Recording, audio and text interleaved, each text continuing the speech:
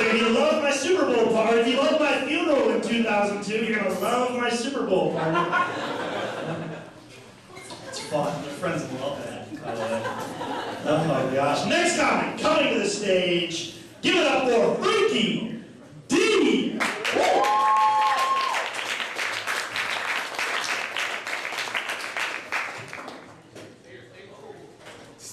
Guys, make some noise for Steve. For those of you that don't know, Steve celebrated a birthday this week. Bend over, bitch. Everybody at the count of 3, say happy birthday, Steve. I'm 29, by the way. Really?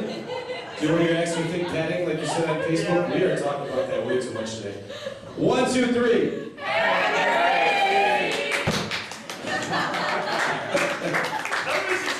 That's awesome. Oh, wow. No homo. I'm a big fat guy and I went to the gym, so I could be curious. Make fun of a lot of gay people, though. I notice comics do that. I mean, I'm sure they figure if they can take a dick, they can take a joke. So. A little brutal, right? Where's I'm a winner? That's how you do a gay joke. Just right. He said the word fag. I don't like that. It's like the word nigger. I hate this word. This is the most degenerate word in our society. When I was growing up, my best friend used to be a black guy. This guy walked me to school every day, helped me out with homework, helped me do anything I needed around my house. We were walking back one time and a car just drove by screaming like a bunch of chicken shits, strained the word out the window. He got really upset, started crying, and that really affected me. Eventually, when we sold him and bought another one instead, you know, that lived on with me. Come on, I'm Arab, I can say it, I am the new black. You guys look at me like I'm 6'7" and I can dribble a basketball.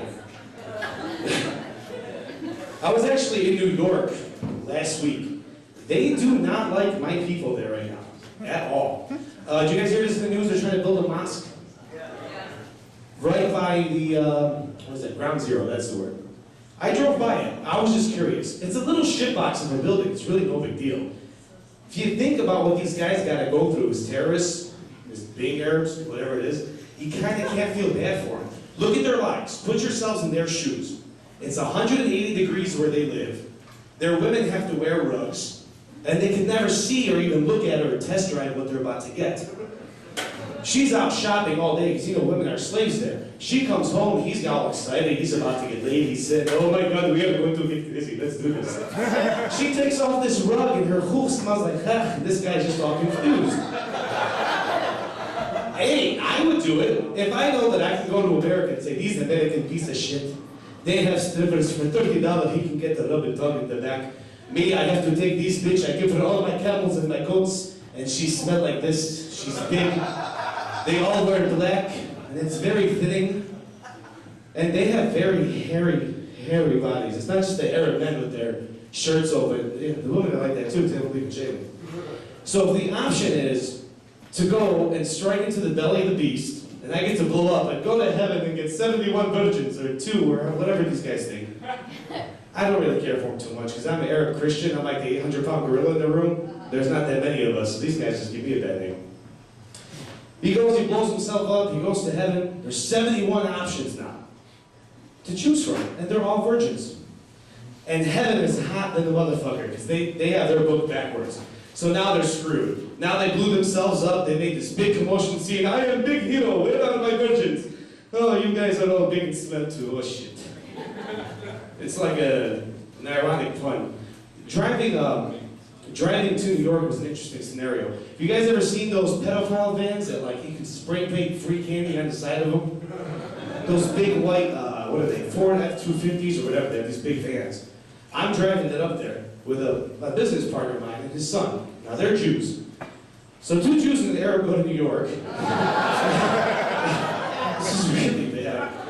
2 Jews and an Arab go to New York in this van and we're driving and we get to Times Square. And it's about 2 in the morning, and the van's just loud and rickety. Wouldn't you know, an Arab in the taxi just pulls up right next to me. Speaking the language, he's blaring the music. I am stoned out of my mind. It was a long drive, and we had a lot of waiting. He pulls up, and he's blaring his radio, so I start singing along with him. Ah, come on, Habibi,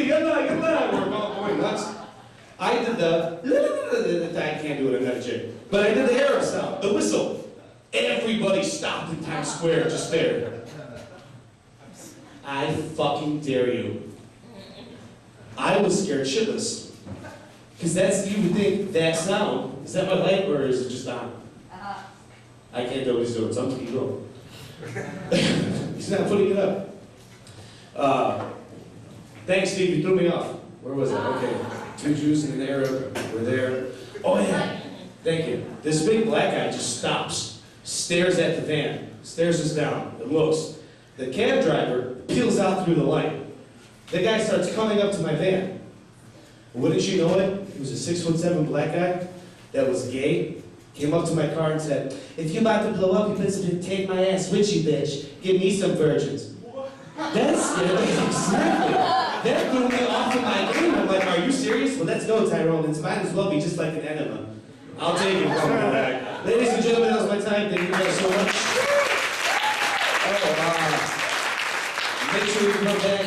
What is it? Are we not doing Labor Day Sunday? Not next Sunday, then every Sunday after that. There we go. Every Sunday. Every Sunday. You're going to take about $20 from me a month? Every month. Oh, shit.